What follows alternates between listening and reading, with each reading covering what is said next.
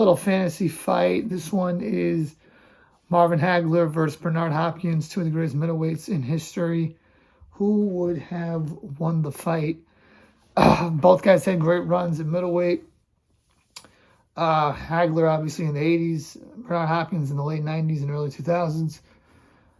Let's get right into it. So Hagler, he's got that swarming style. He's very physical, powerful, granite chin, high work rate, tough as nails.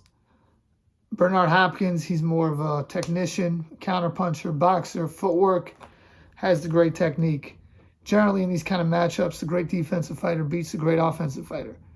And in this fight, I look at it like this. Hopkins has a big size advantage on him. He went up and he fought at light heavyweight. Hagler didn't. Back when Hagler fought, there were same-day weigh-ins. So Hagler was a middleweight, but it was same-day weigh-ins. When Hopkins fought, he was a big middleweight. He was really a 168-pounder fighting at middleweight. If Hagler was in the new era of boxing, he probably would start his career at 154 pounds. Then he would go to 160, and then so on and so on. I think this is a great fight, a great clash of styles, but I got to lean towards Bernard Hopkins in this one.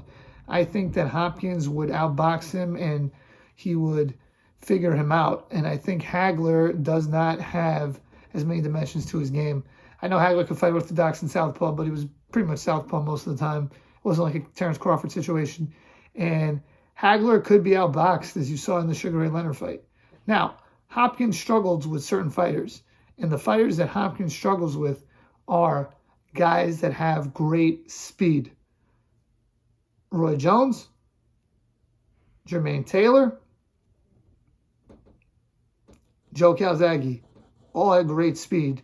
But when it comes to these, hard punching, not as fast type fighters like a Hagler, who does not have great speed, guys like Antonio Tarver, I know that was at light heavyweight, but still, Kelly Pavlik, Tito Trinidad, those kind of guys, the big power punchers, Glenn Johnson that don't have the speed, maybe not Glenn Johnson, but guys like that, John David Jackson, he dominates that style.